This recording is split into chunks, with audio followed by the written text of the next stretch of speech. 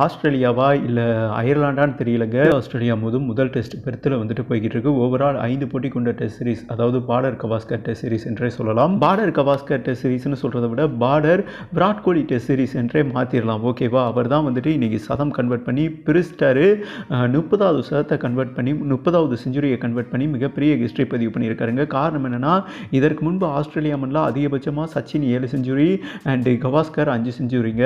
அதெல்லாம் ஓவர்டேக் பண்ணிட்டார். இன்றைக்கி அவர் ஆஸ்திரேலியா மண்ணில் வந்துட்டு 8 சதம் அடித்து ஒரு மிகப்பெரிய ஹிஸ்ட்ரியை தெரிவிக்க விட்டுருக்காரு. பிரித்து மேய்ஞ்சிட்டாங்க. 3 நாளுமே ஓவரால் டாமினேட் பண்ணிட்டாங்க. கழுத்தில் ஏறி மிதிச்சிட்டாங்கன்னு வைங்களேன், தலையில் ஏறி மிதிச்சிட்டாங்க. ஓகே, 550 ரன் டார்கெட் செட் பண்ணாங்க. அவ்வளோதாங்க. அங்கேயே வந்துட்டு அவங்களுக்கு பேதி ஆயிடுச்சு. அந்த கடைசி 4 ஓவர் ஒரு திக் முடிவில் தைரியமான முடிவு எடுத்தார்.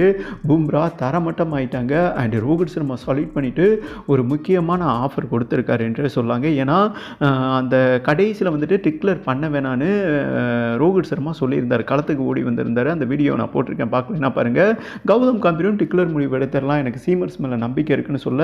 ஆனால் ரோஹித் சர்மா வந்துட்டு என்ன சொல்கிறது, இப்போதைக்கு வேணாம், 2 நாளில், ஏன்னா பேட்டிங் ஆடுகளத்துக்கு சாதகமாக இருக்குது, அவங்க அடிச்சிருவாங்க, இல்லை ட்ராவ் ஆயிரும், கடைசி அதாவது 1.25 நாளில் கொடுக்கலாம், நாளைக்கு லஞ்ச் பிரேக் வர விளையாடட்டும்னு அவரோட திங்கிங் இருந்தது.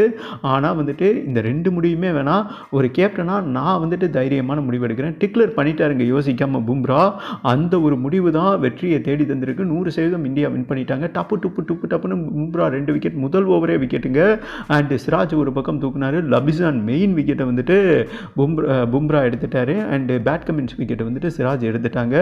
4 ஓவரில் 3 விக்கெட்டு, 12 ரன் தான் எடுத்திருக்காங்க. அவ்வளோதாங்க, சோலி முடிஞ்சு. ஏன்னா 3வது டே முடியும் போது ஒன்றுமே எங்களுக்கு பண்ண முடியலையா, எங்களை விட கெப்பாசிட்டி லெவலில் பந்து வீசுகிறாங்க பும்ரா அண்டு சிராஜ். தவற ஆடுகளத்தை நாங்கள் செட் பண்ணிட்டோம். சீமருக்கு செட் பண்ணியிருக்கக்கூடாது, ஸ்பின்னருக்கு செட் பண்ணியிருக்கலாம். பட் இந்தியா வந்துட்டு ரதம் மாதிரி பந்து வீசுகிறாங்க. இந்த பவுலிங் அட்டாக்கை சமாளிக்கவே முடியாதுன்னு வெளிப்படையாக பேசியிருக்காங்க ஆஸ்திரேலியா பேட்டர்ஸ். ஏன்னா இதற்கு முன்பு பாகிஸ்தான்கிட்டையும் இந்த அடி வாங்கினாங்க. ஓகேவா? அந்த அண்டர் ப்ரெஷர்லேருந்து அவங்க மீண்டு வரவே இல்லை என்று தான் சொல்லணும். அதை இந்தியா அட்வான்டேஜ் படுத்திக்கிட்டாங்க. சேம் டைம் ஒரு பெர்த் ஆடுகளத்தில் வந்துட்டு ஒரு இந்தியன் பவுலர் கேப்டனாக இருந்து வின் பண்ணுவது இதுவே முதல் முறைங்க.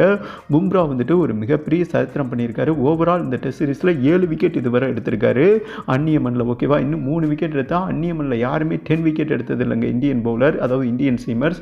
அப்படி ஒரு ஹிஸ்ட்ரியை நெருங்க போகிறார் என்றே சொல்லலாம். அண்டு விராட் கோலி தெரிக்க விட்டார், ஜெய்ஸ்வால் தெரிக்க விட்டாங்க. ஓகே, இந்த நிலையில் அதாவது ரோஹித் சர்மா என்ன மென்ஷன் பண்ணியிருக்காருன்னா, எப்படியா நானாக இருந்தால் இந்த டிக்ளர் முடிவை எடுத்திருக்க மாட்டேன், பட் கரெக்டான நேரத்தில் எடுத்திருக்காரு, தைரியமான முடிவு. அந்த தில்னஸ் முடிவு தான் இந்தியாவுக்கு வெற்றி அருகில் வந்திருக்கு என்றும் ரோஹித் சர்மா மிகப்பெரிய லெவலில் பும்ராவோட டிசிஷனை பாராட்டியிருக்காரு. அண்ட் சேம் டைம் நல்லா போய்கிட்டு இருக்கு. நான் இடையில வந்து ஆட்டையை கலைக்க விரும்பலை, ஏன்னா செகண்ட் டெஸ்ட் அவர் ப்ளே பண்ணுற மாதிரி இருந்ததுங்க. ஆனால் நான் ஆட்டையை கலைக்க விரும்பலை, சரியாக போய்கிட்டு இருக்கு.